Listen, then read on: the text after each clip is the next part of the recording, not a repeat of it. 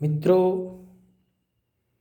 આજની આ રચના મારા દિવંગત મા બાપને અર્પણ કરું છું. અને આ રચના લખાવા પાછળ મારા પિતાશ્રીના જીવનમાં માત્ર 6 મહિનાની ઉંમરે એમણે મા ગુમાવી એ ઘટના એમણે જ્યારે મને કહી અને ત્યાર પછી જે અહેસાસ થયો અને એ શબ્દોમાં લખાઈ ગયો. માયા વાપરતા મળે, લાડી ગાડી અને વાડી, હજારો કરોડે હરિયા, મળે નહીં ક્યાંય માડી, મળે નહીં ક્યાંય માડી. માં મને સાંભળે તું, માં મને સાંભળે તું, માં મને સાંભળે તું. નાનો હતો ત્યારે ખોળો હું ખૂંદતો, સોનાનો સૂરજ રોજ મારે ઉગતો, હસીને હસાવતો હું એ માં મને સાંભળે તું.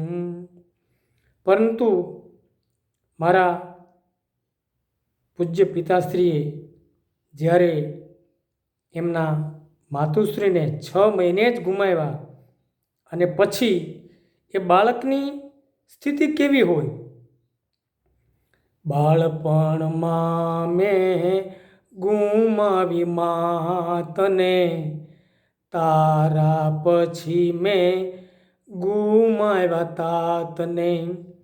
બાળપણમાં મેં ગુમાવી માતને, તારા પછી મેં ગુમાવ્યા તાતને.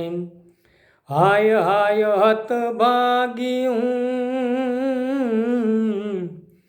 માં મને સાંભળે તું, માં મને સાંભળે તું, માં માડી મને સાંભળે તું, માં મને સાંભળે તું.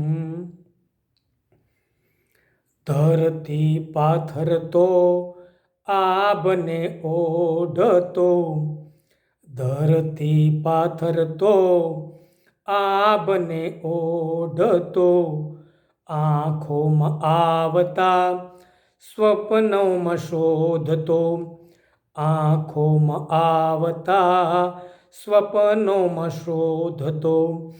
અનાથને એકલો હું, અનાથને એકલો હું એ માં મને સાંભળે તું.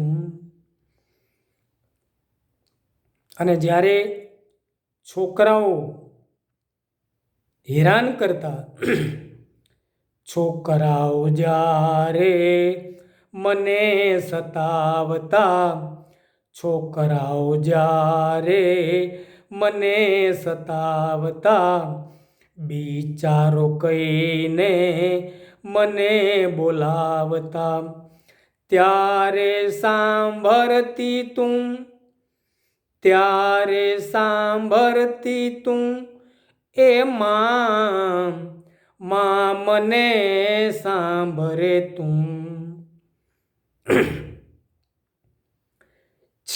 શેતાનો જ્યારે મને છેડતા શેતાનો જ્યારે મને છેડતા ન માયો કહીને વારે વારે વેડતા ન માયો કહીને વારે વારે વેડતા તોય હિંમત ન હારતો હું એ માં મને સાંભળે તું.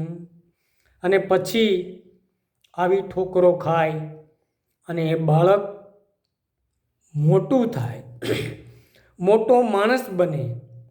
અને જૂની કહેવત છે કે જારને જ જી, એટલે સંપત્તિ હોય તો પછી માણસો એ જ વ્યક્તિને કંઈક માનપાનથી સન્માનથી બોલાવે. એટલે માણસો કહે મને આજ બહુ મોટો, તારો જ માં એક લાગે છે તોટો. માણસો કહે મને આજ બહુ મોટો, તારો જ માં એક લાગે છે તોટો. અને હંમેશા કોઈ પણ બાળક એની માં જીવતી હોય ત્યાં સુધી જગતમાં વિશ્વવિખ્યાત થઈ જાય, પ્રતિષ્ઠિત વ્યક્તિ તરીકે અનેક ઇલકાબો અને માન સન્માન મળે. અને છતાંય એ જગતમાં મોટો ગણાતો માણસ પોતાની મા પાસે તો એનો દીકરો, એનો બાળક જ હોય.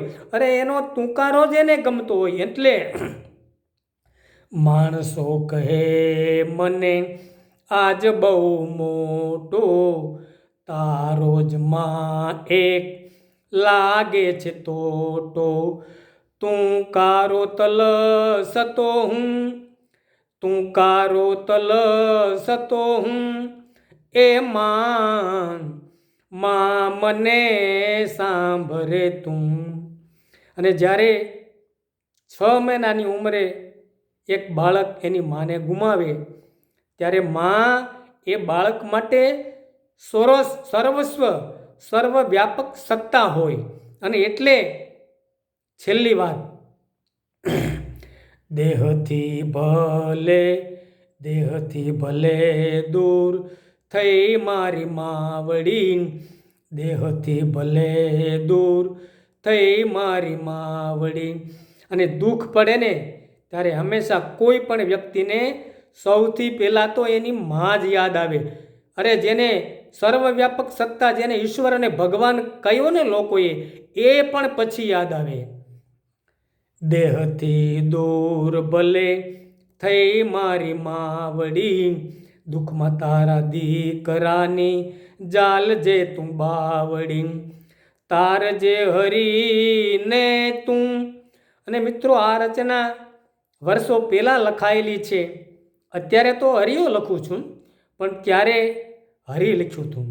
અને મારી માં આમેય મને હરી કહેતી હતી ને હરી જ ગમે ને. માં પોતાના દીકરાને તુકારે બોલાવે એ જ દીકરાને ગમે. એટલે તારજે હરીને તું એ માં મને સાંભળે તું, માં મને સાંભળે તું, માં મને સાંભળે તું એ માં મને સાંભળે તું એ માં મને સાંભળે તું.